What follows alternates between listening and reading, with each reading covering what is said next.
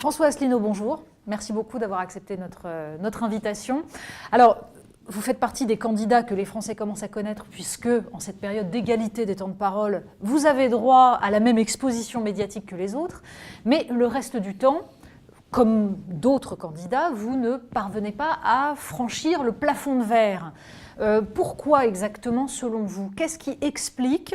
Est-ce que c'est le fait que vous vous concentrez sur l'élection présidentielle ou est-ce que c'est le fait que les médias ont une certaine prévention contre les candidats tels que vous? Oui, j'ai créé ce mouvement politique, l'Union populaire républicaine, il y a 10 ans. Et pendant 9 ans, 11 mois et 15 jours, je n'ai pratiquement pas été invité dans les très grands médias du pays. J'ai été invité une fois chez TADI et encore on m'a exfiltré avant la fin. J'ai été invité chez Ruquier, c'était dans les conditions du direct. L'enregistrement avait duré 55 minutes, le produit final 18 minutes. Et donc il y a eu un charcutage au montage qui était assez extraordinaire. Et puis j'ai été invité une ou deux fois chez iTélé, et puis c'est à peu près tout. En revanche, j'ai été beaucoup invité dans des radios de la bande FM, et puis aussi, nous avons notre propre chaîne sur Internet. Donc en réalité, ce qui se passe, c'est qu'il y a des médias en France qui font un filtrage idéologique. C'est comme ça que ça se passe. Je vais vous donner une anecdote. Début 2012, j'avais vaguement tenté d'être candidat à la présidence de la République, mais à l'époque, le mouvement politique que j'avais créé, on avait 700 adhérents. Donc c'était encore un petit mouvement. J'avais été reçu par Madame Christine Kelly au CSA, qui m'avait dit « Écoutez, cher monsieur, vous ne vous êtes présenté à aucune élection. Votre mouvement a donc 0 électeur prouvé, donc je ne peux en gros à peu près rien pour vous. Présentez-vous à des élections et en fonction du résultat, le CSA interviendra. » Très bien. C'est ce que nous avons fait. On s'est présenté aux élections européennes en 2014. On a rassemblé 77 000 suffrages, c'est-à-dire 0,4% des suffrages. Puis aux élections régionales, on a rassemblé 190 000 suffrages, 0,9% au niveau national, ce qui n'était pas si mal finalement pour un mouvement qui était, j'étais peut-être connu de 2 ou 3% de la population. Mais comment expliquez-vous que M. Macron, qui a 0 électeur prouvé, on ne lui ait pas appliqué la même jurisprudence? Voilà. Parce que M. Macron, lui, il a 0 électeur quand moi j'en ai 190 000. Et pourtant, lui, il a eu au cours de l'année 2016 17 000 articles de journaux, 75 couvertures de magazines et des dizaines d'heures des plus grands médias du pays. Alors, on va y revenir, mais on va d'abord parler de ce qui fait votre programme, et en particulier ce qui peut-être est lié à la réception de votre candidature par les médias, la question du souverainisme, la question de l'Europe, de l'Union européenne plutôt. Puisque, évidemment, c'est la façon dont votre programme est présenté. Vous êtes, d'ailleurs vous le dites vous-même sur vos affiches, le candidat du Frexit. Alors, pourquoi êtes-vous à ce point-là focalisé sur cette question comme si c'était le nœud central? Et comment le concevez-vous? Vous insistez sur l'article 50 comme s'il n'y avait pas d'autre moyen de sortir que l'article 50. Pourquoi vous présentez-vous comme le seul qui serait efficace pour sortir de l'Union européenne, et en quoi ce serait efficace? Ça sert à quoi aujourd'hui de sortir de l'Union européenne? Alors d'abord, derrière la question de l'Union européenne, c'est la question de la souveraineté et de l'indépendance nationale. Normalement, selon la Constitution même, l'article 5 de la Constitution précise que le président de la République est le garant de l'indépendance nationale. L'indépendance nationale, De Gaulle disait que c'était pour lui le synonyme de la démocratie. C'est vrai. Tant que nous sommes dirigés par la Commission européenne à Bruxelles, par la Banque centrale européenne à Francfort et par l'OTAN depuis Washington, en réalité, les Français sont sous tutelle. Le problème, c'est que les Français, il y a beaucoup de Français qui n'ont pas compris. Il y a beaucoup de Français qui ne comprennent pas le lien de cause à effet qu'il y a entre notre appartenance à l'Union européenne et le fait que lorsqu'ils votent à droite ou à gauche, ils ont en fait une politique qui n'est pas celle pour laquelle ils ont voté. Et moi, je leur explique.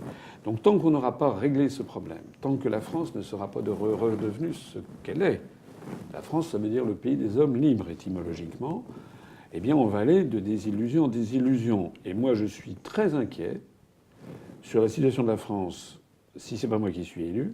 Si on a quelqu'un qui reste dans l'Union européenne, je suis très inquiet à l'horizon de 6 mois, 1 an. Je pense que la France va finir par exploser parce que les Français ne comprennent pas ce qui se passe, mais on leur explique pas non plus le lien de cause à effet avec l'Union européenne.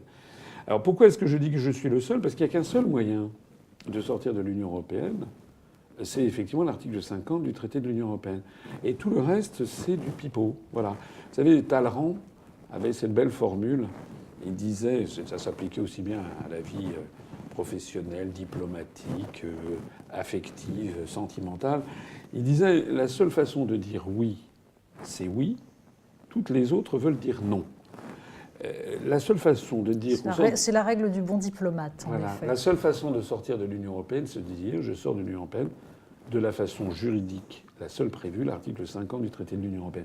Toutes les autres, toutes les façons de dire je vais renégocier les traités à la Saint-Glinglin, je vais faire ci, je vais faire ça, je vais désolir les traités, toutes ces circonlocutions qui éludent systématiquement cet article 50 sont faites par des responsables politiques qui, en fait, ne veulent pas sortir de l'Union européenne. Et d'ailleurs, qui sont médiatisés pour ça, justement. En tout cas, c'est ma lecture des choses. Et est-ce que, par exemple, si on prend l'exemple de Jean-Luc Mélenchon, il dit qu'il faut sortir des traités en passant par une renégociation. Est-ce que, politiquement, c'est pas justifié et légitime de dire, dans un premier temps, étant un grand pays, on va d'abord dire ce qu'on souhaite et ce qu'on refuse, parce que finalement, c'est vrai que la France ne l'a jamais fait vraiment, ni sous Nicolas Sarkozy, ni sous François Hollande. Donc, est-ce que c'est pas une première étape quand même nécessaire ? Alors d'abord, monsieur Mélenchon, c'est quand même pas un poussin de la veille. Il est élu depuis 32 ans et il est élu député européen depuis 8 ans. Mais on peut changer, on peut comprendre. On peut changer, mais bon, c'est quand même quelqu'un dont je rappelle qu'il avait appelé à voter oui à Maastricht. Ensuite, il a appelé à voter non à la Constitution européenne. Mais il avait quand même dit qu'il allait se battre en 2012 pour renégocier le TSCG, ci et ça, et qu'on allait voir ce qu'on allait voir. Et puis rappelez-vous, le soir du premier tour, à 20h37, il a dit qu'il se désistait pour François Hollande, tout à fait cessante. En réalité, monsieur Mélenchon biaise continuellement, propose un plan A, un plan B, un plan... On comprend rien d'ailleurs. Et tout ça n'est pas clair. En fait, il reproche à Mme Merkel... D'abord, son analyse est fausse. Il reproche à l'Europe d'avoir été prise en otage par l'Allemagne, en gros, et à l'intérieur de l'Allemagne par Mme Merkel. Donc il agit sur des soubassements que je trouve nauséabonds. Il essaie d'attiser le caractère anti-germanique des Français. Bon, moi je suis honnête, objectif. Si l'Union européenne ne fonctionne pas, ça n'est pas uniquement à cause de l'Allemagne. C'est parce que aussi à cause de la politique menée par l'Allemagne après la crise, quand même. Oui, mais il faut. Bon, on pourra reparler de ça si vous voulez, mais il se trouve que l'Allemagne est l'Allemagne et que les Grecs sont les Grecs, les Français les Français. C'est quand même une grande nouveauté. Le problème de fond, c'est de mettre ensemble 28 peuples avec 28 langues, 28 traditions politiques, historiques, diplomatiques, syndicales, avec 28 anthropologies sociales différentes, 28 tissus économiques différents, 28 intérêts géopolitiques différents, de les mettre ensemble et croire que ça va marcher. Donc, vous dites que c'est une impossibilité fondamentale. Mais écoutez, on retirerait l'Allemagne de l'Union européenne, que ça ne marcherait pas davantage. C'est une impossibilité qui est... Qui est liée au nombre ou qui est liée à la nature des pays, simplement ? Je pense que c'est un petit peu... C'est la même chose. Il se passerait la même chose dans toute autre région du monde. C'est-à-dire, plus particulièrement en Europe, parce qu'en Europe, il se trouve qu'il y a à peu près autant de langues que de pays. Pas tout à fait, mais il y a 24 langues officielles pour 28 États.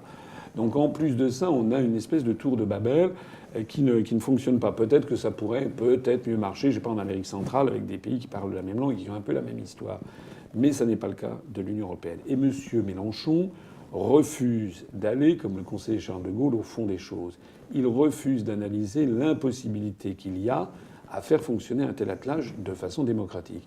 Alors il fait porter tous les péchés sur Mme Merkel, mais en réalité, son projet qui consiste à dire « moi j'arrive et puis je vais imposer la position de la France », si vous y réfléchissez bien, en fait c'est une position nationaliste française.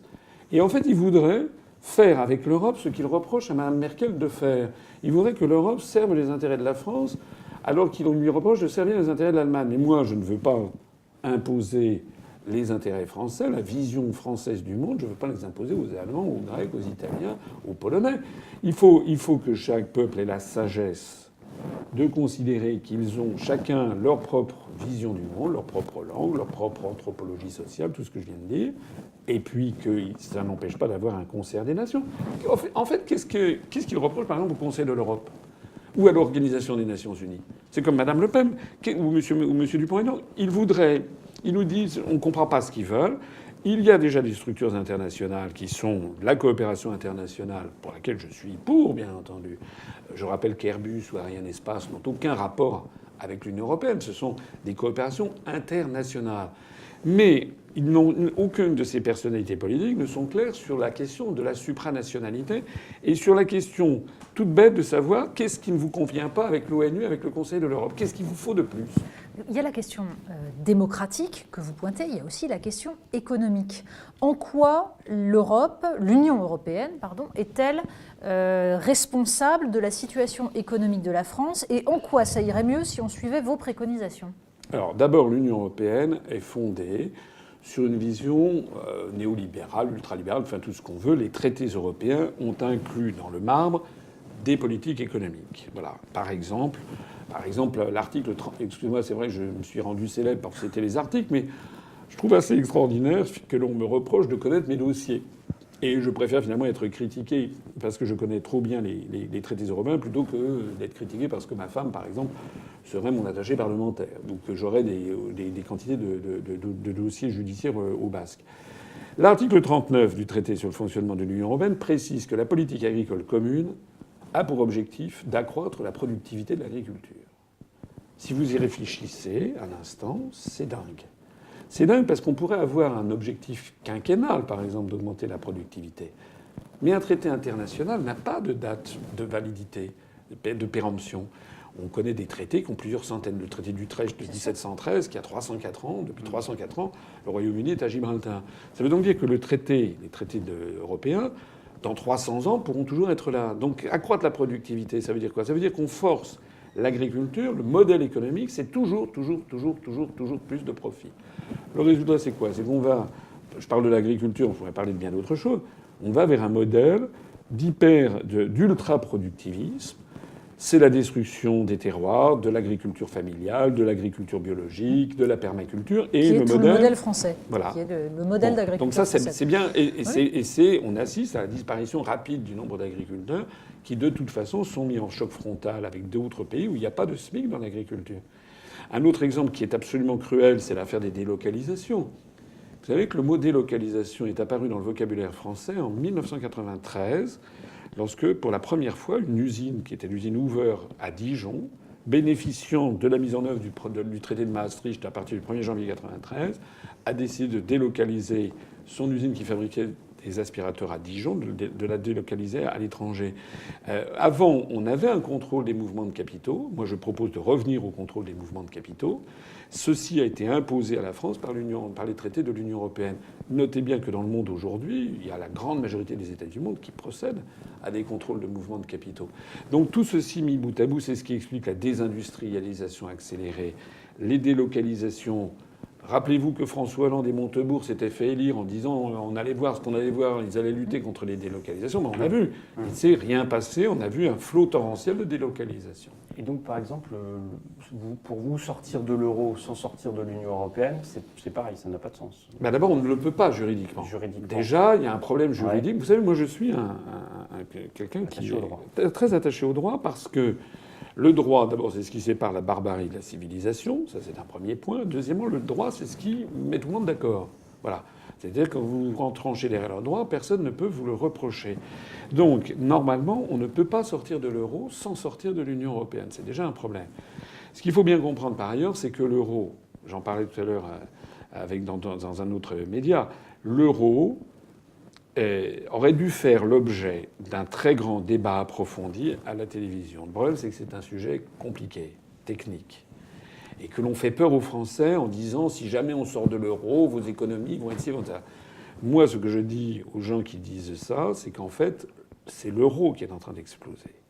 Et personne ne parle de l'évolution divergente du solde de la balance des paiements courants à l'intérieur de la zone euro. Bien sûr, entre l'Allemagne qui a un excédent qui et d'ailleurs est interdit par les traités. Alors, 800, aux dernières nouvelles, vous dites bien sûr, Madame Polony, mais vous faites partie, à mon avis, des 0,01% des Français, peut-être un petit peu plus, mais dont des 2 ou 3% des Français qui savent ce qui se passe. Parce que la grande majorité des Français ne comprend pas que l'euro n'est pas viable, qu'il va exploser. Il y a actuellement 15 milliards d'euros chaque mois qui se réfugient en Allemagne ou qui soit se réfugient en Allemagne par des grandes fortunes du Sud qui pensent que l'euro va exploser et qui préfèrent avoir des créances sous la Bundesbank, soit résulte du déficit de la balance commerciale Sauf que des pays du Sud. le replâtrage du système, pour l'instant, fonctionne, que l'euro, dont on dit depuis quelques années déjà qu'il va exploser, n'explose toujours pas, et qu'en revanche, on explique que le retour à des monnaies nationales risquerait, en effet, de renchérir, de provoquer une inflation qui ne serait pas forcément maîtrisée. Vous arriveriez à maîtriser l'inflation et à remettre en place on va dire, une parité entre les monnaies qui ne soit pas totalement dépendante des marchés. Alors d'abord, ce qu'il faut comprendre, c'est que le système a été conçu dès l'origine par les Allemands. Il y avait une lutte entre la France et l'Allemagne pour savoir comment fonctionnerait l'euro. Les Français auraient voulu volontiers une banque centrale européenne et que toutes les banques centrales nationales disparaissent. Les Allemands s'y sont opposés. Donc tous les États ont gardé leur banque centrale nationale. Ça veut dire que tous les États ont gardé leur monnaie nationale. En fait, ce sont des monnaies nationales cachées. Lorsque vous avez 1 000 € sur votre compte courant dans une banque commerciale à Paris, c'est en fait 1 000 € de créances sur la Banque de France. Et si c'est en Allemagne, c'est 1 000 € de créances sur la Bundesbank. Donc en fait, ce sont des monnaies nationales cachées qui ont le même nom, qui s'échangent à taux de parité, mais le processus a été conçu par l'Allemagne pour être facilement réversible. On a tous gardé nos monnaies nationales. La deuxième chose, c'est que moi, je ne suis pas responsable de ce système. C'est pas moi qui l'ai conçu. J'ai voté non à Maastricht. Quand j'étais fonctionnaire, personne ne l'a su, mais moi, j'ai voté non. Et maintenant, on hérite d'un système qui, je le rappelle, n'est pas viable. Toutes les monnaies plurinationales de l'histoire ont toujours fini par exploser. Et on l'a vu au cours de la dernière partie du XXe siècle. Lorsque l'Union soviétique s'est désintégrée, on aurait pu imaginer que les pays qui en émanaient conservassent leur monnaie, le rouble. Pas du tout. Chaque pays a créé sa propre monnaie nationale. Parfois, dans des conditions, d'ailleurs, ils étaient quasiment en effondrement économique, dans un état de guerre. Il est beaucoup plus facile de créer une monnaie nationale que de fusionner dans une monnaie supranationale. Toute l'histoire le montre. J'ai fait une conférence là-dessus qu'on trouve sur Internet, qui s'appelle La tragédie de l'euro. Moi, je vous redis que l'euro n'est pas viable, qu'il y a une évolution de la compétitivité qui est bien supérieure en Allemagne à ce qu'elle est en France et supérieure en France à ce qu'elle est dans les pays du Sud, que ça n'est pas nouveau. De 1949 à 1999, pendant 50 ans, on a assisté à ça, et que la seule façon connue pour remédier à ces divergences, c'était justement les évolutions de parité monétaire, soit les dépréciations et l'évaluation du système des parités fixes, soit la dépréciation sur les marchés financiers. Maintenant, il n'y a plus. Maintenant, il y a le lien de 1 pour 1 fixé par l'euro. Résultat, nul ne sait ce qu'on peut faire. Plus exactement, si la Commission européenne le sait, elle demande à la France ce que les économistes appellent une dévaluation interne, c'est-à-dire de diminuer les salaires, de diminuer les prestations sociales. Il faut en fait que la France essaye de suivre le sentier de compétitivité de l'Allemagne, alors que nous ne sommes pas aussi disciplinés que les Allemands. Nous n'avons pas accepté les réformes Hartz 1, 2, 3 et 4. Nous n'avons pas le même tissu économique, et a fortiori les pays du Sud. Donc le système n'est pas viable et va exploser. Mais comme dans les Saintes Écritures, nul ne sait le jour ni l'heure. Et juste simplement, si vous annoncez malgré tout la sortie de l'Union européenne, la sortie de l'euro, la mise en place d'un contrôle des capitaux, donc c'est vous qui êtes à l'initiative d'une certaine manière de l'explosion de l'euro d'une manière ou d'une autre, est-ce que vous ne craignez pas que les marchés, les partenaires européens prennent ce prétexte d'une certaine façon pour que les marchés justement attaquent, ou en tout cas que les taux d'intérêt de la dette française augmentent, qu'on ait des problèmes de refinancement, le temps qu'on passe de l'euro au franc, parce que ça ne se fait pas non plus du jour au lendemain. Alors ça peut se faire assez rapidement néanmoins. Il faut quand même préparer, il faut préparer, il faut qu'il y ait une administration qui suive derrière. Alors la Banque de France, elle existe. Les billets, on a déjà vu des systèmes, je ne dis pas que c'est ce qu'il faudra faire, mais on a déjà vu des systèmes, par exemple, lors de l'explosion de l'Empire austro-hongrois. Il y avait la couronne austro-hongroise, par exemple, après 1918. On a, à ce moment-là, les billets ont été... Il y a eu tout simplement un coup de tampon qui était mis sur les billets en fonction des États. Donc on pourrait éventuellement faire cela. Ce qui est certain, c'est qu'il faudra recréer un contrôle des mouvements de capitaux. Ça, obligatoirement, pendant la période de transition. Est-ce qu'il va pas y avoir une fuite des capitaux entre le moment où vous l'annoncez et le moment où vous allez pouvoir le mettre mettre en œuvre ? Oui, sans doute, c'est possible. Mais cette fuite des capitaux, elle a déjà lieu en ce moment. Je répète, ça va s'accélérer, par définition. Oui, c'est possible, c'est possible. Mais il ne faut pas non plus voir les choses de façon apocalyptique. Tout le monde sait. Les spécialistes, notamment au vu du solde de la balance des paiements à l'intérieur de Target 2, Mais le FMI, Natixis, ING, Nomura, tout le monde a envisagé ce que serait l'évolution du nouveau franc par rapport à l'euro et au dollar. Et on anticipe une baisse de l'ordre de 6 à 15%, à disons moins 10%, par rapport au cours pivot vis-à-vis du dollar. Voilà ce qu'on anticipe. Ça n'est pas la mer à boire. Je précise, au cas où il y aurait des gens qui auraient des doutes, que les dettes seront converties immédiatement en francs, avec un nouveau franc. Hein. Le franc que je prévois, c'est 1 franc pour 1 euro. Ça s'appelle la Lex Monetae. Donc les gens qui vous disent « oulala, le franc va perdre 50%, d'abord c'est pas vrai, il perdra 10% par rapport au dollar. Et les gens qui vous disent « oulala, notre dette va augmenter 10%, c'est faux, puisque tout simplement, ça sera une conversion au taux de conversion. C'est d'ailleurs ce qui s'est passé lorsqu'on est passé du franc ou du Deutschmark à l'euro. Imaginez qu'il y avait des créanciers de la République d'Allemagne, de la République fédérale d'Allemagne, qui avaient des obligations du Trésor de l'Allemagne, qu'ils avaient souscrit, mettons, dans 1992 en Deutschmark. Et puis lorsque l'Allemagne est passée du Deutschmark, qui était la monnaie la plus sûre du monde, à l'euro, ils pouvaient légitimement se dire qu'ils perdaient au change. Ils n'ont pas eu leur mot à dire. Ça s'appelle la Lex Monetae. On leur a appliqué. C'est vrai qu'on a quand même besoin des investisseurs pour refinancer notre dette. Est-ce que eux, se voyant imposer cette Lex Monetae, même si elle est légale, ne vont pas se dire on arrête de prêter à la France? Mais attendez, est-ce que vous savez qu'actuellement, il n'y a pas les mêmes taux d'intérêt? Lorsque l'Allemagne émet des obligations de la Bundesrepublik, elle bénéficie de taux d'intérêt qui sont inférieurs à ceux de la France, qui sont eux-mêmes inférieurs très largement à ceux de l'Italie ou de la Grèce. Pourquoi y a-t-il cette divergence de taux d'intérêt? S'il y avait normalement une fongibilité parfaite de cette monnaie et une sûreté parfaite de cette monnaie à long terme, il n'y a aucune raison pour qu'il y ait une divergence de taux d'intérêt. Donc un jour, il y a des journalistes du Financial Times, du Wall Street Journal, je crois il y a 1 an et demi ou 2 ans, qui avaient interrogé Mario Draghi sur cette question. Comment vous expliquez cette divergence des taux d'intérêt? La seule façon de l'expliquer, c'est que les marchés financiers anticipent qu'à horizon de 5 ans ou 10 ans, l'euro aura explosé. Et donc, c'est pour eux une espèce de garantie. Ben oui, on ne peut pas avoir le beurre et l'argent du beurre. Ça peut être simplement qu'ils voient qu'il y a des différences de compétitivité et de capacité de remboursement de la dette entre les pays, tout simplement. Il avait dit très exactement qu'il y avait 3 risques, qui étaient le risque de liquidité, le risque de solvabilité et le risque de change. Il l'avait mentionné expressément. Voilà. Donc, on ne peut pas... Les gens s'ils font payer plus cher à la Grèce, c'est parce qu'ils savent qu'il y a un risque qui donc est évalué par les marchés financiers que leur dette un jour soit remboursée en drachmes. Voilà. C'est d'ailleurs la raison pour laquelle il y a des emprunts allemands qui ont des taux d'intérêt négatifs, ce qui est quasiment extravagant. Des taux d'intérêt négatifs parce que ça veut dire qu'il y a des gens qui préfèrent s'endetter sur plusieurs années en se disant qu'ils seront payés moins, mais comme l'euro aura explosé entre-temps, ils préfèrent avoir du marque parce que le marque prendra 15% à peu près. Imaginons que vous êtes élu, en effet, vous sortez de l'Union européenne, vous sortez des traités. Comment voyez-vous d'abord la reconstruction d'une économie française, la réindustrialisation? Ça se passe comment? Comment on évite d'être en but à des rétorsions de la part de nos partenaires si on met en place une politique protectionniste? Comment on fait vis-à-vis des États-Unis qui sont en train de modifier totalement leur fiscalité, notamment la fiscalité des entreprises, pour attirer les investisseurs? Vous prévoyez quoi? Alors d'abord, moi, je ne crois pas trop à l'histoire des rétorsions. Parce que moi, ce que je sais, c'est que dans la sphère économique et financière, les gens, c'est d'abord le principe de réalité qui prévaut. Voilà. C'est-à-dire qu'une fois que la France sera sortie, ça restera une grande puissance, un grand pays. Vous savez qu'il y a un excès de liquidité au niveau mondial et les actifs français et les obligations du Trésor français restent parmi les plus solides. Donc la crainte que vous évoquiez, par exemple, c'est qu'on ne trouve pas à se refinancer. Non. Il y aura peut-être une légère augmentation des taux d'intérêt, mais elle ne sera certainement pas sévère parce que les actifs, les obligations françaises sont quand même encore parmi les plus sûrs du monde.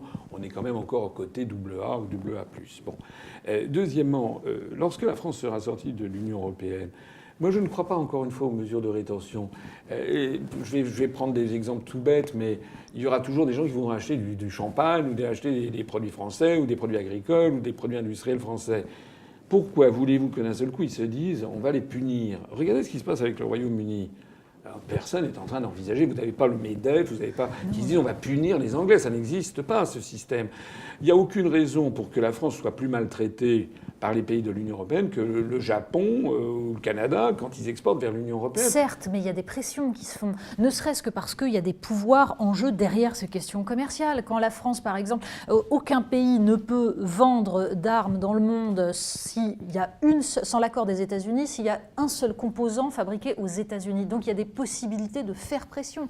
Il y a des possibilités. Nous ne sommes pas souverains là-dessus non plus. Je ne dis pas qu'on est souverain dans tous les domaines, mais j'espère qu'on va l'être. En tout cas, ce dont je sais, puisque vous parlez des exportations d'armement, c'est que si on reste dans l'OTAN, les programmes de l'OTAN, les programmes d'armement, consistent de plus en plus à tronçonner les programmes entre les pays. C'est-à-dire que la France, qui possédait une industrie d'armement où on fabriquait par exemple un chasseur de A à Z, maintenant, si on reste dans ce système de l'OTAN, on ne fabriquera plus que tel ou tel composant ou partie d'un chasseur, et de telle sorte qu'on aura perdu... Ce qui nous rend dépendants. Ce qui nous rend dépendants. Oui. C'est la raison pour laquelle aussi je souhaite sortir de l'OTAN. D'ailleurs, pourquoi est-ce que la France a vendu beaucoup d'armes au Moyen-Orient ? C'est parce que c'est une rémanence de la politique arabe de la France du temps de De Gaulle, parce que les pays du Moyen-Orient, notamment les pays pétroliers qui avaient de l'argent, imaginaient que la France étant un pays indépendant, notamment des États-Unis, lorsqu'il y aurait éventuellement une guerre au Moyen-Orient, c'était pour eux une fourniture d'armement différente des États-Unis, indépendante, et qui pourrait compter sur des pièces détachées au moment fatidique, alors que les États-Unis, c'était moins évident. Mais plus on est maintenant sous la tutelle américaine, et plus, effectivement, on risque de perdre nos parts de marché en matière d'armement. Bon, je ne suis pas un grand amateur d'armement, mais il est vrai que c'est une des forces du commerce extérieur français. Donc retrouver son indépendance nationale, c'est quand même quelque chose de tout à fait significatif. Et ça, ce sont des atouts à l'exportation, contrairement à ce qu'on pourrait penser. Et sur le protectionnisme, comment vous le concevez exactement ? Est-ce que vous voulez mettre des barrières douanières sur justement les pays qui font du dumping social, du dumping environnemental ? Est-ce que c'est ciblé sur certains secteurs ? Ou bien est-ce que c'est simplement un principe général ? Moi, j'ai pas, dans mon discours, si vous l'écoutez, si vous regardez mon programme, c'est un mot protectionnisme que j'utilise quasiment jamais, oui, que je ne propose pas. Je pense que, par exemple, en matière agricole, il faut arrêter le carnage. On a un agriculteur qui se suicide tous les jours. Il y avait 4 millions d'agriculteurs en 1960, 400 000 maintenant, 90% disparus. Si on continue comme ça, dans 10 ans, il n'y aura plus que 40 000 agriculteurs familiaux. Et on aura de l'agro-business, comme je le disais tout à l'heure. Là, sur certaines spécialités, et en fonction, par exemple, de l'année, on peut faire du progrès. C'est ce que font les Suisses. Les Suisses ont gardé une agriculture en Suisse parce qu'ils estiment qu'il est nécessaire d'avoir une espèce d'autosuffisance alimentaire, et ils font du protectionnisme intelligent. Moi, je pense qu'on peut faire la même chose en matière industrielle, mais je pense que je ne suis pas un fanatique du protectionnisme dans l'absolu. Je dis simplement qu'il faut faire preuve d'intelligence, il faut essayer de relocaliser en France et au plus près possible des consommateurs les productions. Il faut réintroduire le contrôle des mouvements de capitaux, je le disais tout à l'heure, et tant qu'on sera dans l'Union européenne, on n'en sortira pas. C'est-à-dire que la France est en train actuellement de perdre toute son industrie, tout son savoir-faire industriel. Si on n'y met pas le haut là, à horizon de 30 ans ou de 20 ans, ça sera le livre de Juppé, La tentation de Venise. La France risque de devenir un pays musée. Est-ce que c'est vraiment ça qu'on veut ? Alors effectivement, on aura des gardiens de musée, des autocars, des hôtels qui fonctionneront, et le reste. Mais justement, par exemple, sur les secteurs de pointe ou les secteurs d'avenir ou les secteurs liés à la transition énergétique, à la transition écologique, sur lesquels on souffre aussi d'un problème de coût du travail comparé aux pays émergents, etc. On l'a vu sur le solaire, par exemple. Est-ce que ce n'est pas ces secteurs, justement, qu'il faudrait protéger, comme l'ont fait justement les pays asiatiques, pour leur permettre de décoller ? On peut très bien protéger des secteurs. Moi, ce que je voudrais aussi, c'est qu'on réingénierise un petit peu la France. Parce que la France a une immense tradition d'ingénieurs. On a quand même été les pays qui ont inventé l'avion, l'automobile, le cinéma, etc., qui a découvert la radioactivité, qui a créé la TVA. Actuellement, beaucoup de jeunes sortis des écoles d'ingénieurs comme Polytechnique, maintenant, vont dans la sphère financière. Et ça ne va pas. Il faut qu'on retrouve le génie français. Moi, dans mon programme, j'ai prévu de renationaliser ou d'interdire la privatisation des grands services publics à la française, dans cet objectif-là. Mais aussi, effectivement, on peut faire ce que vous dites, protéger.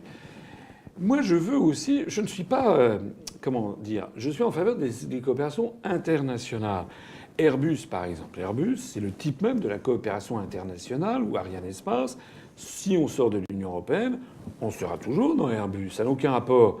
En revanche, ce qui est en train de se passer, c'est qu'à cause de l'euro qui est beaucoup trop cher, vous avez vu que l'ATCOR, par exemple, se délocalise en zone dollar. C'est-à-dire qu'à cause de l'euro, on est en train de torpiller l'industrie européenne. Donc moi, je suis favorable au développement de coopération internationale, y compris d'ailleurs avec la Chine, avec le Japon, etc. J'ai mis l'exemple à l'esprit de coopération internationale qu'il faut favoriser. Il faut faire du cas par cas, je ne peux pas vous dire autre chose. Ce qui est certain en tout cas, c'est qu'actuellement, on n'a plus de politique industrielle. On n'a plus de politique du tout d'ailleurs, puisque tous nos leviers de commande ont été transférés ailleurs. Mais cette politique industrielle ne peut-elle pas se faire aussi en collaboration avec les pays européens, mais de telle sorte qu'à l'extérieur, que ce soit la Chine ou les États-Unis, ces pays-là aient un interlocuteur qui soit européen dans la mesure où ils estiment, eux, que la France, et malheureusement beaucoup de Français l'estiment aussi, la France est trop petite toute seule, elle ne peut pas à elle seule mener une politique industrielle. Quand vous parlez de coopération, ça va jusqu'où? C'est-à-dire, est-ce qu'il y a la possibilité de se mettre d'accord, de mettre ensemble les forces de la France, de l'Espagne, de l'Italie, vous voyez, pour créer quelque chose qui pèse face à des géants? Votre question m'amène à élever le débat, si vous me le permettez, au principe même de construction européenne. C'est le principe même qui est débile, qui est faux. Pourquoi est-ce que vous voulez que, parce que le Portugal est frontalier de la France, qui est frontalière de l'Allemagne, qui est frontalière de la Pologne, qui est frontalière de la Lituanie, qui est frontalière de la Lettonie, qui est frontalière de l'Estonie, et qui, à travers le golfe de Botnie, est frontalière de la Finlande, pourquoi est-ce que vous postulez que les habitants, les Portugais qui habitent dans l'Algarve, auraient les mêmes intérêts que les Lapons de Rovaniemi, alors qu'à 50 km au sud, il y a le Maroc. Je suis d'accord. Avec qui avons-nous des intérêts communs? C'est quoi votre vision géopolitique? Mais écoutez, c'est comme un être humain. Nous sommes là tous les trois en ce moment. Bon, mais dans 2 heures, on sera chacun dans d'autres cénacles. Ce soir, chacun aura retrouvé sa famille ou ses amis, etc. Donc, en fonction des intérêts, on fait des alliances différentes. C'est exactement la même chose pour des États. Il faut, bien entendu, si on le peut, développer, par exemple avec Airbus, des relations avec un certain nombre de pays européens. Mais je vous fais remarquer au passage que dans l'Airbus A380, ce sont les États-Unis d'Amérique qui font 38% de la part de l'Airbus A380 quand c'est motorisé Pratt & Whitney. Ils font déjà toute l'électronique embarquée, les trains d'atterrissage. Et d'ailleurs, l'avion a été conçu par des ingénieurs à Wichita, dans le Kansas. Et dans l'Airbus A380, vous avez 10 entreprises japonaises, des entreprises chinoises, malaisiennes, alors que vous avez 15 États de l'Union européenne qui mettent même pas un rivet. Bon. Moi, je dis que, en fonction des besoins, on va faire alliance avec l'Espagne, l'Italie, je ne sais pas quoi, mais aussi bien avec la Chine. Et c'est d'ailleurs ce qui se passe. Regardez ce qui se passe en Chine. En Chine, PSA a construit une usine à Wuhan. Moi, j'étais allé avec Jacques Chirac à Wuhan, en Chine, où PSA a une co-entreprise qui s'appelle Dongfeng, c'est une entreprise chinoise, ça veut dire le vent de l'Est, pour fabriquer des modèles qui s'appellent Élysée, d'ailleurs, une voiture sur place, pour le marché chinois. Volkswagen a sa propre co-entreprise chinoise, Fiat a la propre sienne. Toutes ces grandes marques, par exemple d'automobiles, sont ce que l'on appelle dans le monde du business des global players, c'est-à-dire des gens qui veulent être présents sur le marché nord-américain, européen, asiatique. Et ils ont des coopérations transnationales qui se jouent complètement du périmètre de l'Union européenne. Donc en fait, le périmètre de l'Union européenne est un périmètre factice, même en matière de coopération industrielle. C'est des coopérations privées, en l'occurrence. Oui, mais en Chine, vous êtes obligé, de toute façon, de faire une joint venture avec une autre. Écoutez, vous voulez que je vous raconte une anecdote qui va vous faire sourire? J'étais avec Jacques Chirac quand il était en 1996, quand il avait été reçu. Moi je faisais partie on était 7-8 personnes. On avait été reçus par le président Chiang Zemin à Chongmannai, dans la cité interdite réservée aux dirigeants. Bon. Et puis, alors je vous passe les détails pour aller vite, mais en fait, Jacques Chirac était là pour essayer de... Enfin, il commence la conversation. Le président chinois lui dit « Je suis ravi de voir un représentant de la pensée gaulliste. Charles de Gaulle a fait preuve de prémonition en 1964 lorsqu'il a reconnu la République populaire de Chine. » Et Jacques Chirac répond « Vous savez que maintenant, nous sommes en train de construire l'Europe. » D'ailleurs, le président chinois tendait une perche pour une coopération franco-chinoise et Chirac répond « On est en train de construire l'Europe avec l'Allemagne, ici et ça. » Bon, le chinois se ferme. Ensuite, on change de sujet. Et Jacques Chirac dit « Voilà, je suis venu pour vous insister sur l'importance que nous portons à la construction du TGV Pékin-Shanghai. Jacques Alstom est le leader mondial, et ci et ça. » Et le président chinois, Jiang Zemin, l'écoute et lui dit, écoutez, monsieur le président de la République française, vous me posez un problème. Alors Chirac dit, ah bon, et pourquoi? Et il dit, parce que il y a 3 semaines, dans le fauteuil, je me rappelle, dans le fauteuil où vous êtes, je recevais le chancelier d'Allemagne, M. Schröder, qui me disait tout le bien que je devais penser du projet Siemens pour faire le train à grande vitesse entre Pékin et Shanghai. Vous venez me parler du projet, vous me proposez une alliance franco-chinoise sur Jake Alstom. Je comprends bien, mais ce que je ne comprends pas, c'est pourquoi vous m'avez dit au début que la France était en train de fusionner avec l'Allemagne et de faire une coopération, que maintenant c'était la même diplomatie et le même pays. Comment est-ce que vous voyez ça? Chirac, il a regardé ses pompes. Voilà. C'est tout le problème, c'est qu'en effet, chacun suit son intérêt et Mais que oui, ça s'appelle la souveraineté des États. Et puis c'est le principe de réalité, comme disait De Gaulle. La politique, c'est partir des réalités. Voilà. Alors, il y a une autre réalité, justement, dans cette géopolitique mondiale, c'est celle du terrorisme et c'est celle des rapports de force et de la position diplomatique de la France sur ces questions-là. C'est une question, d'ailleurs, que vous abordez quand même assez peu dans votre programme. Vous êtes très rapide vous expliquez qu'il faut renforcer la lutte contre le terrorisme, sans qu'on comprenne exactement quelle est votre vision, d'abord de la nature de ce terrorisme et ensuite des alliances qu'il faut nouer pour cela et de la façon dont on lutte contre le terrorisme en France. Alors c'est vrai que vous avez raison de le souligner, c'est quelque chose sur lequel je suis assez rapide parce que c'est un sujet que je pense extrêmement clivant dans la société française et c'est un sujet sur lequel j'ai le sentiment intuitif de ne pas avoir toutes les cartes en main. Voilà. Moi, ce que je vois, c'est que l'on a des gens qui passent leur temps à hurler au terrorisme, mais on n'a pas tous les tenants et les aboutissants. Sur l'affaire, par exemple, de l'attentat du 14 juillet à Nice, où en est l'enquête? Quels sont les commanditaires? Y a-t-il eu des commanditaires? On n'en sait rien. Sur beaucoup d'enquêtes, finalement, ça se perd un petit peu dans les sables. Ce que l'on sait, ce que l'on sait, pour quiconque se documente un tant soit peu, c'est quand même que Daesh et l'État islamique et ce genre de choses ont quand même des armements occidentaux, des armements américains et anglais qui semblent transiter par la Turquie. On sait quand même, et je ne suis pas le seul à le dire, il y a des généraux français qui l'ont dit, des généraux de la DGSE, qu'il y a derrière des financements qui viennent d'Arabie Saoudite ou du Qatar. Or, ça n'est pas moi qui reçois en grande pompe, ni les Saoudiens qui donnent des légions d'honneur ou qui fait financer son divorce par l'émir du Qatar. Ça, nous sommes d'accord, mais quand vous dites que vous ne connaissez pas les tenants et les aboutissants et que du coup vous restez en retrait, là c'est un peu étonnant. Vous aspirez à présider la République française. Oui, mais je ne suis pas en retrait. On peut être d'accord sur les analyses sur le Qatar et l'Arabie Saoudite, sur la mansuétude de la Turquie qui a laissé passer en plus tous les dignitaires de l'État islamique vers la Libye quand elle en avait besoin, bien entendu. Mais justement, quelles conséquences on en tire? Quelles conséquences vous en tirez? Eh bien, moi j'en tire. Pour ça, je ne fais pas. J'ai quand même dit des choses qui me paraissent très importantes. La première chose, c'est que moi, si je suis président, je retire toutes les troupes françaises engagées dans des guerres illégales. Voilà. Je renoue avec la grande politique française, qui a encore été incarnée la dernière fois, d'ailleurs, par Jacques Chirac en 2003 et Dominique de Villepin, lorsqu'ils ont refusé de participer à la guerre en Irak, au motif que Saddam Hussein, je rappelle quand même que Saddam Hussein était censé avoir des armes de destruction massive. Rappelez Colin Powell, le secrétaire d'État américain qui agitait. Et puis 6 mois après, les Américains ont avoué que c'était faux. Nous sommes en pleine guerre de la désinformation dans le monde. Et donc je dis que la première chose à faire, c'est de couper les sources du terrorisme. Les sources du terrorisme, c'est déjà de ne pas fricoter avec des pays qui sont derrière le terrorisme. C'est de retirer la France des théâtres d'opération où elle n'a rien à faire, notamment dans les guerres illégales. Ce sont lesquels ? C'est-à-dire, qu'est-ce que par exemple, considérez comme guerre moi, je ne sais pas où illégale? l'on en est. J'aimerais, si je suis élu, je me ferai communiquer par les services compétents du ministère de la Défense et les services de renseignement. Combien est-ce qu'on a encore de personnel en Afghanistan? Est-ce qu'on en a des conseillers, décider ça?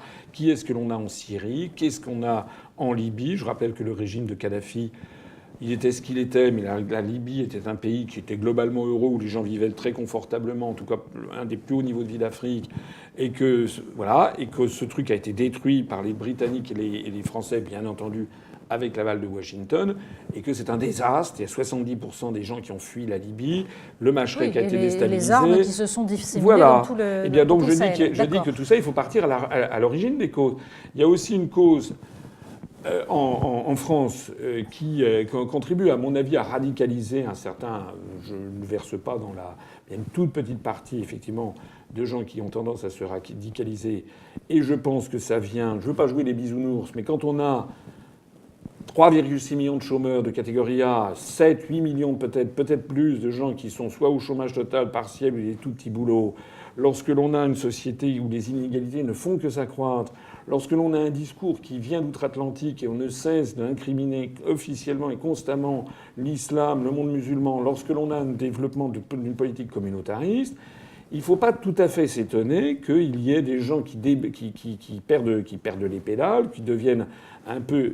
Le type, par exemple, à Nice, il n'est pas sûr du tout qu'il était dans des réseaux. Il est tout simplement possible que ce soit un type qui était un peu dingo, et puis qui, pour se donner un genre, se soit dit bah tiens, je vais me radicaliser. Il faut aussi les services de renseignement ont été quand même, me semble-t-il, les renseignements généraux qui fonctionnaient bien ont été assez largement désorganisés par Nicolas Sarkozy. Qu'est-ce qu'il faudrait faire là-dessus? Je pense qu'il faudrait réorganiser les services, recréer des vrais renseignements généraux. On ne peut pas non plus tolérer le fait qu'il y a des trafics d'armes lourdes dans certaines banlieues, on le sait, donc là il faudrait intervenir. Mais fondamentalement, je pense que c'est comme l'économie. C'est-à-dire que là, on touche à des êtres humains. Et les êtres humains, ce ne sont pas des êtres totalement d'une rationalité mathématique. On touche aussi à l'émotif, à l'émotionnel. Et je pense qu'une des raisons pour lesquelles l'économie ne marche pas, une des raisons pour lesquelles la France s'enfonce dans la criminalité et le désastre, c'est que beaucoup de gens ne voient plus l'avenir de façon positive. Ils ne savent plus où on va. Ils n'arrivent pas à se positionner, à se projeter de façon positive dans la République française. Je crois fondamentalement qu'en matière économique, comme dans ces questions-là, comme en matière de sécurité, à partir du moment, déjà, où les Français auraient le sentiment d'être dirigés par un vrai président de la République, pas le larbin de Washington, pas quelqu'un qui prend sa mobilette comme ça à 15h pour aller voir sa maîtresse, pas quelqu'un qui déshonore la fonction, quelqu'un qui est respectable. Déjà quelqu'un qui connaît les dossiers, qui est respectable, qui a une autorité naturelle, qui est courageux parce qu'il sait s'opposer aux grandes puissances de ce monde. Vous savez, ça fait 8 siècles que les Français, ils attendent que le chef de l'État assure la justice et l'égalité sociale entre les Français. Et donc il y a un fil rouge tout au long de notre histoire, à travers les monarchies, les empires et les républiques, entre les bons chefs d'État et les mauvais. Les bons chefs d'État ont toujours été des chefs d'État qui ont pris la défense du peuple français contre les féodaux de leur époque, que ce soit un tel ou tel féodal, que ce soit le prince de Conti ou le grand Condé sous Louis XIV, que ce soit Charles de Téméraire, ou que ce soit les féodalités économiques et financières dénoncées par le Conseil national de la résistance de 1944 ou les partis politiques que dénonçait Charles de Gaulle. Et puis vous avez les mauvais chefs d'État qui ont toujours joué le jeu au contraire de l'oligarchie ou des féodaux. Voilà, c'est Charles VI qui signe le traité de Troyes et qui bazarde la France à l'Angleterre. C'est Louis XV. Isabeau de Bavière qui signe le traité de Troyes. Comment ? C'est Isabeau de Bavière qui signe le traité de Troyes. Oui, enfin, qui était Charles VI, c'était plus tout à fait en d'État.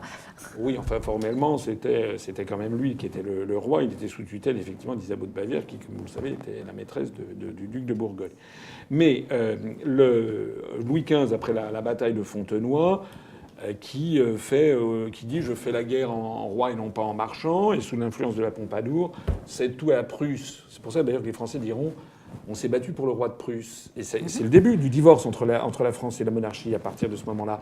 Et là, actuellement, Sarkozy et Hollande ont été intuitivement, inconsciemment, je ne sais pas comment, perçus par le peuple français comme ne défendant pas la France, les Français, les intérêts nationaux et les intérêts du peuple français, mais comme se faisant en fait la courroie de transmission d'une oligarchie financière internationale et industrielle.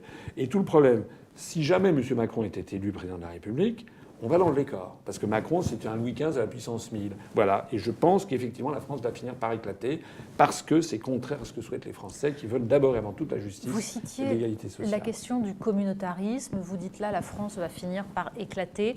Quelle est votre vision de l'identité française ? C'est quoi être français aujourd'hui pour vous ? Pour être...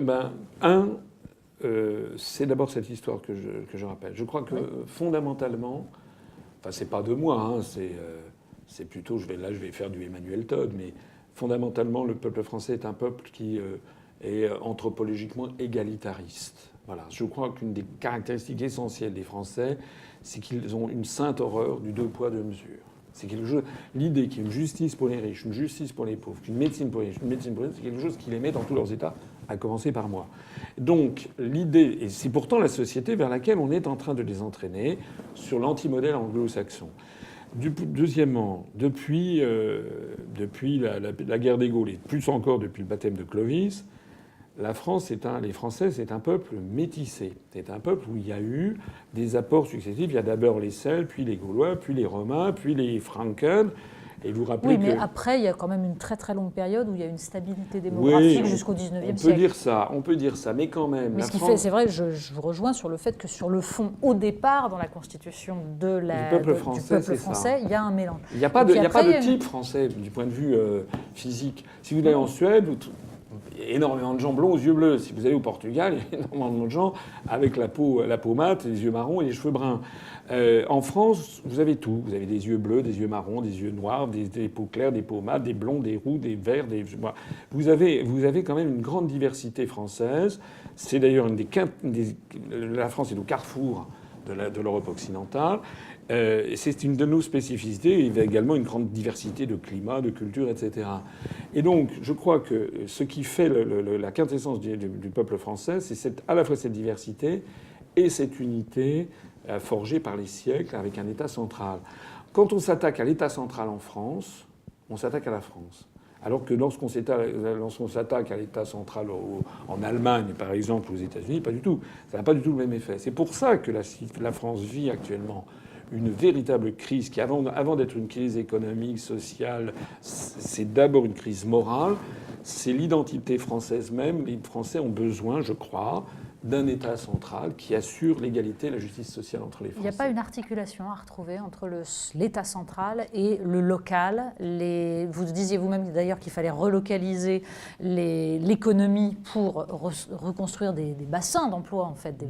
Voilà. Comment vous voyez cette articulation? Vous êtes farouchement jacobin ou vous pensez qu'il faut, à un moment donné, aussi faire vivre ce qui fait la diversité de la France, diversité géographique? Moi, je ne sais pas si j'aime pas le mot farouchement, mais je pense qu'actuellement, nous allons dans un sens qui est le contraire de ce que souhaitent les Français. Moi, dans mon programme, j'ai proposé que les régions redeviennent ce qu'elles étaient du temps de Pompidou, c'est-à-dire de simples établissements publics régionaux. Actuellement, qu'est-ce qui s'est passé à la Révolution française? Il s'est passé que les provinces d'Ancien Régime ont été toutes supprimées. Elles avaient chacune leur poids et mesure, leur fiscalité, leur parlement, qui était trusté par des aristocrates qui s'opposaient au pouvoir central. Les édits royaux avaient les pires difficultés. Lisez l'histoire du Parlement de Paris par Voltaire, vous serez édifiés. Donc, les Français, ils ont supprimé en 1790 toutes les provinces et ils ont créé le système des départements. Et finalement, ça a bien correspondu à l'état d'esprit des Français. Pendant 2 siècles, ça a parfaitement marché. Oui, mais avec un respect aussi de la vie locale. Quand Jules Ferry explique qu'il faut que l'instituteur s'appuie sur les petites patries, c'est aussi cette diversité française. Mais je n'ai rien dit contre. Moi, je pense en tout cas qu'il faut... Actuellement, il y a un projet subreptice qui est imposé aux Français sans qu'on leur ait jamais ni demandé leur avis, ni expliqué l'objectif final. L'objectif final, je pèse mes mots, c'est la destruction de la République française. C'est la destruction des grands États-nations d'Europe occidentale, avec cette utopie à l'esprit qui est de créer des États-Unis d'Europe, mais pas les États-Unis d'Europe. Oui, avec des euro-régions, vous voulez dire. Voilà. Mais pas les États-Unis d'Europe version Victor Hugo 1849 avec la France, l'Espagne. Non, ça serait avec Catalunya, Barreis, Occitania, Corsica, Pays Vascos, Flanders, Scotland, eh bien ça, les Français ne le réalisent pas. Et moi, je suis très inquiet, je suis le seul aussi à en parler, c'est l'unité nationale qui est actuellement en cause, parce que le projet actuel, c'est de supprimer les départements. Les Français ne sont pas d'accord. C'est de fusionner de force les communes.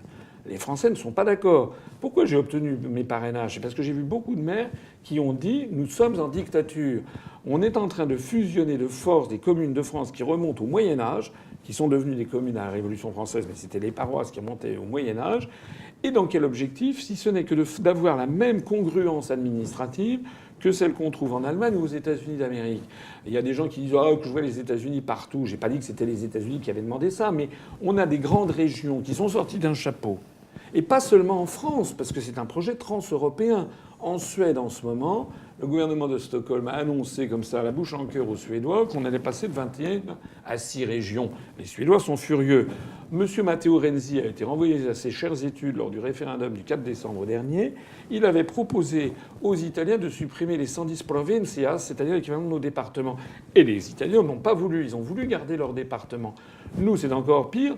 On ne propose même pas ça aux Français. On est en train d'aller vers un système qui, si on n'y met pas le haut là, à terme, on aura l'Union européenne, une espèce d'État fédéral, des grandes régions traitant directement avec Bruxelles, où on favorisera les idiomes locaux, le breton, qui, comme vous le savez, est une langue de création récente, hein, et qui d'ailleurs ne s'appliquait pas à la Bretagne, parce que du côté de Rennes, c'est le gallo. On pourrait débattre, sur l'identité bretonne. Oui, mais avec ce qu'on appelle avec une la langue bretonne existait, elle était diverse. Elle était diverse, et seulement comme le français, elle a été unifiée. Voilà. Mais avec une koiné, comme disait Lagui, c'est-à-dire qui sera le globish, donc l'anglo-américain pour tout le monde, et puis on développe comme ça des langues régionales. Et on fait éclater le modèle national. Ce qui se dessine pour l'instant plutôt, si on veut parler en termes d'organisation des territoires, ou plutôt de désorganisation des territoires, c'est ce qu'on appelle la métropolisation. C'est-à-dire des métropoles hypertrophiées et des territoires, en particulier en France, qui se désertifient totalement. Et d'abord, pourquoi, à votre avis, qu'est-ce qui provoque la désertification des petites villes de province, des villages, etc. Et comment vous luttez contre ça? Alors, sortir de l'Union européenne.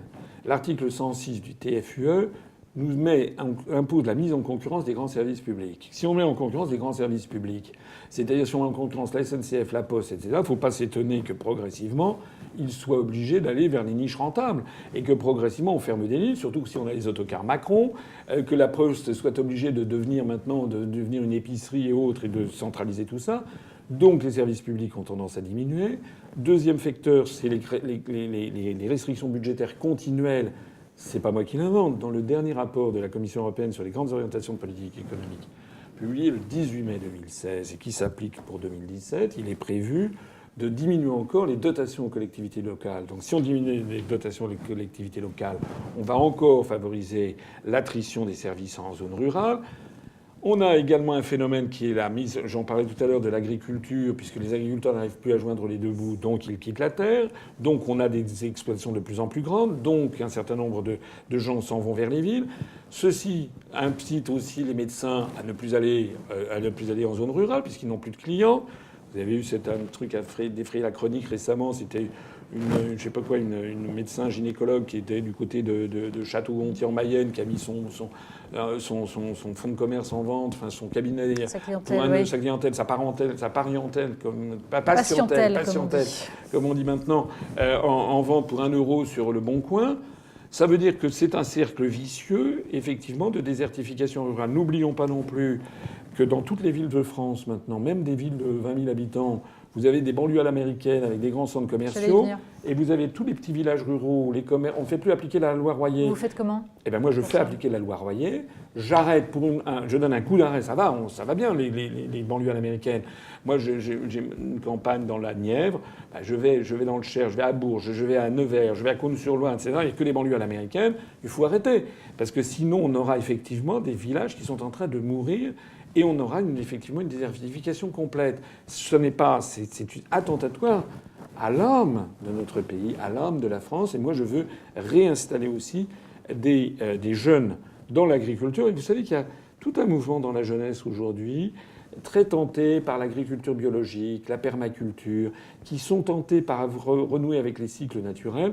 Moi, l'objectif que j'ai fixé, c'est qu'on arrête la diminution du nombre d'agriculteurs, 400 000, et à la fin du quinquennat, on essaie de repasser à 600 000. Je ne demande pas la lune, pas de remonter à 4 millions, mais vraiment de casser ça, et en favorisant, en tant que de besoin, une protection de certains marchés. Et puis, bien entendu, j'arrête la suppression des dotations globales de fonctionnement aux collectivités locales. Donc j'arrête les fusions forcées de communes, parce que sinon on va favoriser l'exode rural. Et puis, bien entendu aussi, j'arrête la disparition des services publics en zone rurale. D'où la nécessité des renationalisations que j'ai inscrites dans la Constitution. On pourrait décliner, il faudrait beaucoup plus de temps encore pour parler d'éducation, pour parler, parce que vous évoquiez tout à l'heure, par exemple, les ingénieurs français, il y aurait beaucoup à dire sur la formation aussi, qui provoque la déperdition de toute l'école mathématique française et de toute l'école d'ingénierie française. Mais permettez-moi de vous dire d'une part que je vais vous flatter, ou en tout cas vous féliciter, c'est la première fois que j'ai un débat aussi approfondi depuis que j'ai lancé ma campagne. C'est-à-dire que quand on passe dans les grands médias du pays, on a droit à 8 minutes ou 9-7 minutes et on m'interroge des choses aussi importantes de savoir est-ce que je serais conspirationniste ou comment j'ai fait pour avoir mes parrainages. Mais le fond du sujet est toujours éludé. Donc heureusement que vous posez ce genre de questions.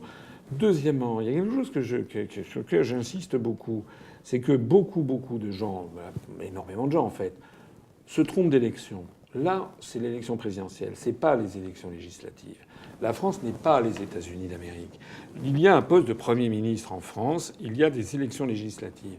Donc, on fait comme si, en fait, les autres candidats, je suis désolé de le dire, ils ont un programme législatif. On a l'impression qu'ils sont candidats à être Premier ministre. Mais je rappelle l'article 5 de la Constitution. Le président de la République est le garant de l'indépendance nationale, de l'intégrité du territoire et du respect des traités. Intégrité du territoire, la question de l'unité nationale, je suis le seul à la poser. Et il y a péril en la demeure. Regardez, c'est pas moi qui ai inventé que M. Jean-Guy Talamone, qui est à la tête de la région de la collectivité de Corse, a dit « Je verrai de mon vivant une Corse indépendante dans le cadre de l'Union européenne ».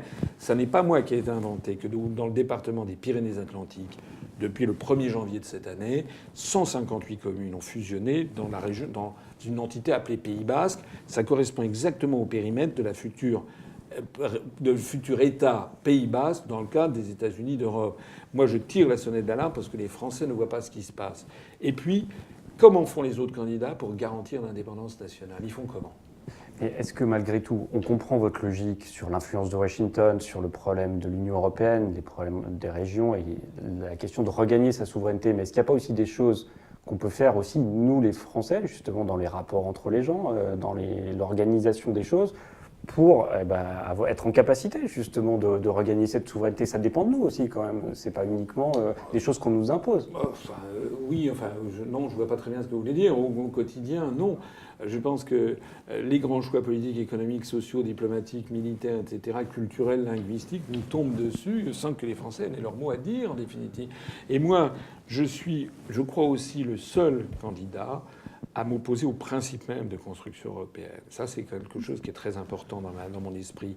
C'est que tous les candidats, de Mme Le Pen à Mme Arthaud, approuvent le principe même de la construction européenne. Et moi, ce que j'apporte au débat, et qui montre que je pense exploser les cadres mentaux et politiques, et je pense que je suis de plein pied dans le 3e millénaire, c'est que je dis en fait que c'est une vieille lune, cette histoire de construction de politique continentale, parce que ça repose en fait sur un artifice, l'appartenance à une convention géographique qui serait une convention continentale et géographique, mais en réalité ça repose au fond sur quelque chose d'indicible. Pourquoi les Français devraient-ils fusionner avec les Lettons, les Lituaniens ou les Finlandais avec lesquels nous n'avons aucun lien et se couper des pays du Maghreb? L'indicible, eh bien moi je le dis, l'indicible c'est qu'en fait la construction européenne ressemble furieusement à un apartheid planétaire qui ne dit pas son nom. Et donc je dis qu'au 3e millénaire, on ne peut plus faire comme ça. Il ne doit plus y avoir des pays serviettes et des pays torchons, des peuples serviettes et des peuples torchons. On a quand même le droit de s'associer entre peuples si on partage quelque chose. Alors je suis d'accord avec vous que nous partageons beaucoup plus avec le Maroc qu'avec les Lettons. Ah. Mais pour autant, ce n'est pas un apartheid que de décider de se réunir du moment qu'en fait on explicite en effet ce qui rassemble. Oui, c'est peut-être ça le problème, c'est qu'on n'explicite pas là. Je ne suis pas d'accord avec l'idée sur laquelle on devrait fusionner. Parce qu'il ne s'agit pas il s'agit de fusionner. Il s'agit de disparaître, de faire dissoudre la France dans une entité continentale et que l'on se sente citoyen européen. Eh bien moi je dis non, je suis 1000 fois d'accord avec vous, la France a beaucoup plus de liens, pas la religion, peut-être pas la couleur de peau, mais tout le reste, avec la Tunisie, l'Algérie, le Maroc, le Sénégal, la Côte d'Ivoire, le Gabon, le Cameroun, Madagascar, le Liban, la Syrie, le Vietnam, qu'avec la Finlande, la Slovaquie, l'Estonie, Faisons à la fin de cet entretien un tout petit peu tout de même de politique, non pas politicienne, mais on va dire de stratégie peut-être. il vous est absolument impossible d'imaginer de vous associer à terme avec d'autres mouvements souverainistes en France, même s'ils ne sont pas aussi radicaux que vous dans leur vision des choses, même si évidemment vous n'avez pas forcément une cohésion totale de vue. Qu'est-ce qui est possible pour vous pour faire gagner votre point de vue ? Alors, moi, comme vous le savez peut-être, je n'aime pas l'étiquette de souverainiste.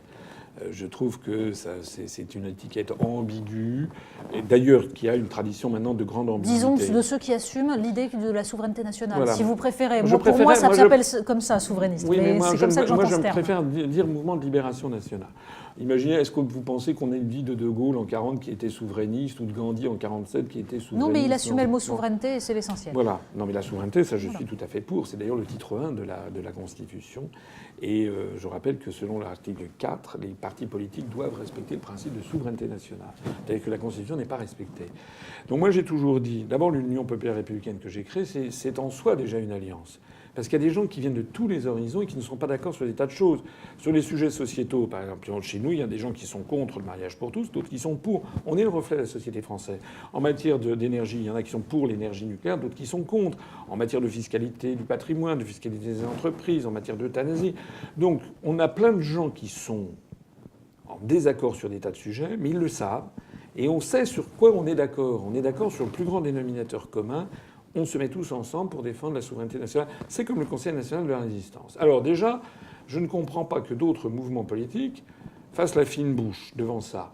Mais j'ai toujours dit que moi j'étais tout à fait disposé à faire des alliances à condition que ce soit sur des clartés. Un, on sort de l'Union européenne. Donc pour vous allier avec d'autres partis, il faut qu'ils énoncent précisément qu'ils sont pour voilà, la sortie de l'Union européenne. Et de façon univoque, pas le 29 février à 2h du matin sur Radio Berry Sud avec un lieutenant qui dit l'inverse le lendemain, parce qu'ils font ça les autres.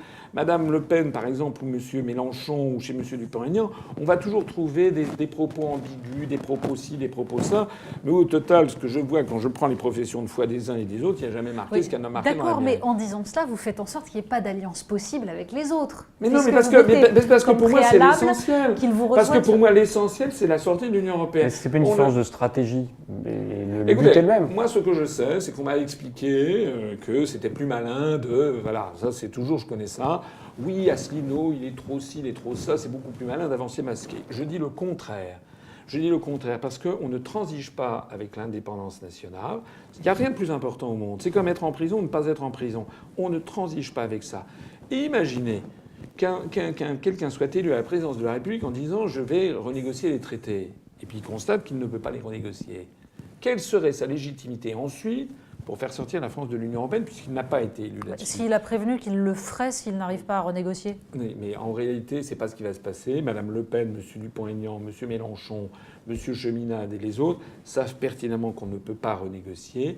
Il ferait beaucoup mieux de faire, je pense, ce que je fais moi depuis 10 ans, c'est-à-dire de l'éducation populaire, c'est-à-dire d'expliquer aux gens pourquoi il faut sortir de l'Union européenne. Et moi, quand j'ai commencé ça, tout le monde m'a dit « Mais vous n'y pensez pas, les Français sont des veaux, les Français comprennent rien, vous êtes beaucoup trop compliqués, ci et ça. » Mine de rien, on vient de dépasser les 25 000 adhérents et notre mouvement est en croissance verticale parce que je suis comme ça. Moi, je table toujours sur l'intelligence des gens. Moi, c'est vrai que j'ai donné des cours j'ai une vocation de prof. J'aime donner du savoir. D'ailleurs, je n'ai jamais gagné un centime. J'ai au contraire détruit plutôt ma carrière administrative pour ça. Mais je pense que c'est très important que les gens soient consciemment citoyens. Parce que, je ne veux pas manipuler les gens. Ce que je vois en tout cas, c'est que les mouvements souverainistes, en fait, ont sombré dans l'indifférence. Et puis, de surcroît, ils ont des complaisances, toujours, avec des théories ou des thèses qui ne sont pas les miennes. M. Dupont-Aignan, à plusieurs reprises, s'est fait l'apôtre du grand remplacement. C'est de l'extrême droite. M. Dupont-Aignan a fait alliance avec la Ligue du Sud, Jacques Bompard au régional. Madame Le Pen, vous avez vu ce qu'elle vient de faire encore? Elle a fait comme en 2012. C'est-à-dire, ça commence par du social-souverainisme, où il y a certains points où je suis d'accord. D'ailleurs, M. Philippot me pique régulièrement un certain nombre de choses pour se les approprier. Et puis maintenant, comme en 2012, dans la dernière ligne droite, là, elle refait la même chose avec son débat d'hier, son meeting d'hier. haro contre les immigrés, haro contre les Ça a Arabes, toujours etc. été son... Oui, mais c'est pas mon style. Et c'est pas mon style parce que je pense que ça n'est pas conforme au génie de la République française. Je l'ai dit, ce n'est pas ça la quintessence de la France. Quintessence de la France, je pense qu'on a trouvé un parfait équilibre depuis la Révolution française. Vous savez, moi j'ai un côté très Séguin-Chevènement, c'est-à-dire que l'égalité, liberté, égalité, fraternité, laïcité. Et dans notre mouvement politique, on a beaucoup de jeunes Français d'origine immigrée qui se retrouvent parfaitement dans ce discours-là, qui est un discours la République française avec toutes les grandes valeurs qui ont fait la République. Et même je ne les retrouve pas, Et à gauche, même M. Mélenchon, je suis désolé, mais le discours, quelqu'un qui verse dans le communisme, qui se fait soutenir, ça va pas, enfin, il ne pourra pas rassembler largement. Et puis surtout, M. Mélenchon, ne l'oublions pas. D'abord, outre le fait qu'il est depuis 8 ans député européen, comme Mme Le Pen depuis 15 ans, donc il vit sur la bête, mais M. Mélenchon, lui, son projet, c'est pas de sortir de l'Union européenne, c'est de démolir la Ve République. C'est-à-dire, il veut revenir à quoi exactement ? Il veut revenir à la IVe République. Le diagnostic que fait Mélenchon est un diagnostic faux. Il dit que le président de la République a trop de pouvoir. Je dis qu'il n'en a plus, moi. C'est exactement l'inverse.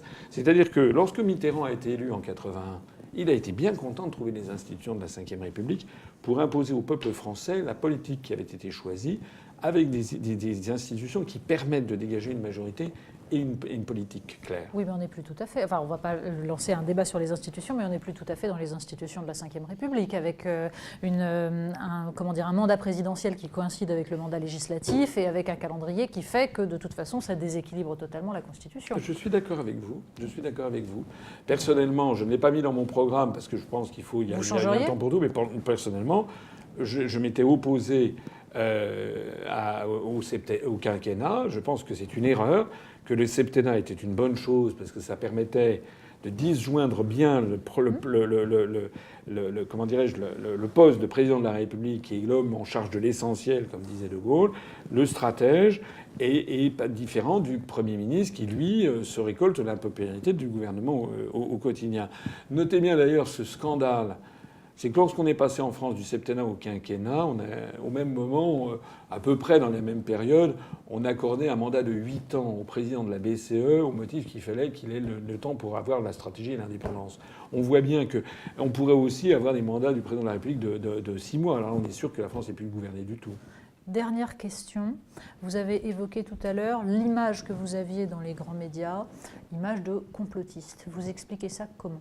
J'explique ça parce que comme on ne peut pas me trouver comme je n'ai pas de compte en Suisse, comme je n'ai pas de problèmes fiscaux, comme j'ai un casier judiciaire vierge, comme je n'emploie pas ma femme comme attachée parlementaire, il faut bien essayer de trouver un truc.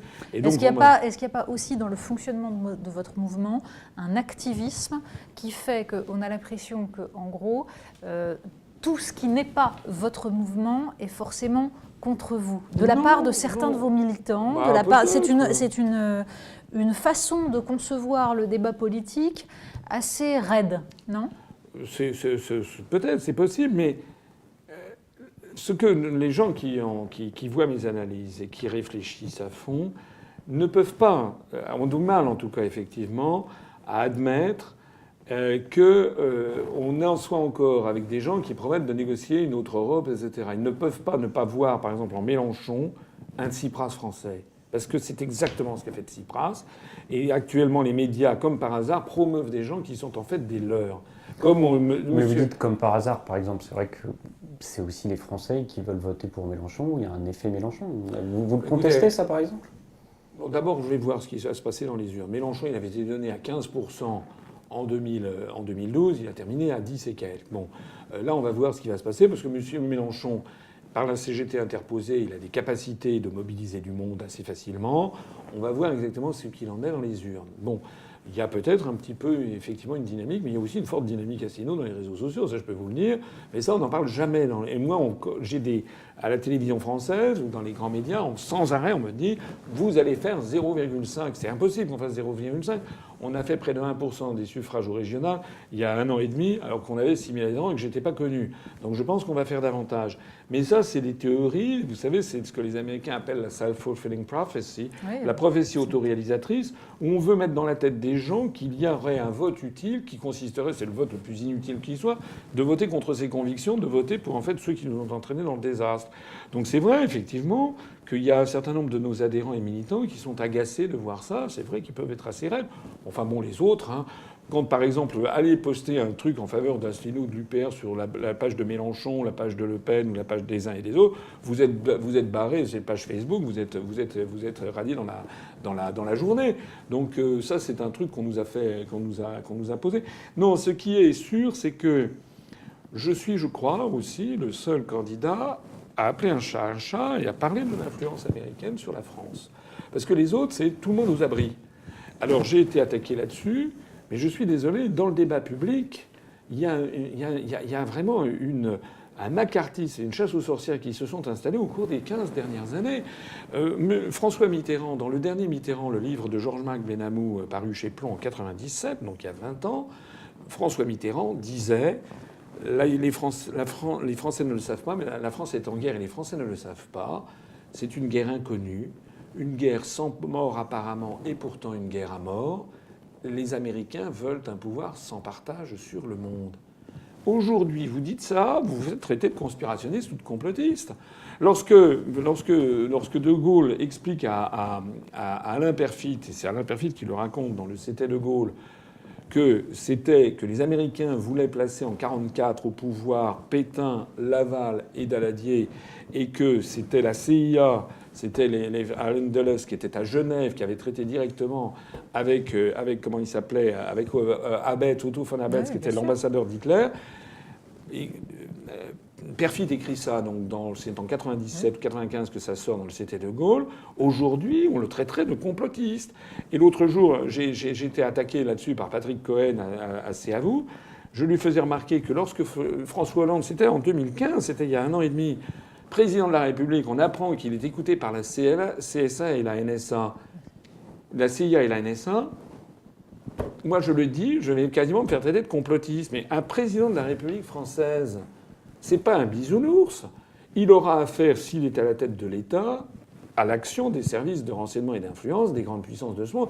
Il n'y a d'ailleurs pas que la CIA et la NSA. Il y a le MI6 britannique, il y a le FSB russe, etc., etc.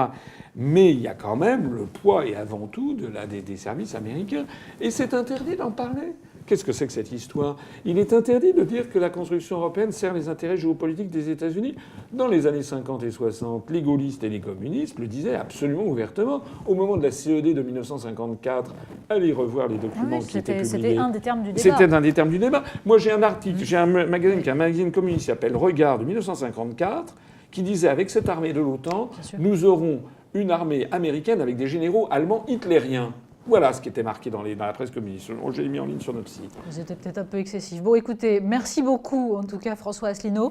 Nous admirons vos boutons de manchette avec le franc et Marianne. Bon, et nous verrons le résultat. C'est en ligne sur la boutique UPR. Oh, formidable. Bah, écoutez, on va s'en acheter. Voilà. Merci, François Asselineau. Merci. Natacha Polony. Merci beaucoup.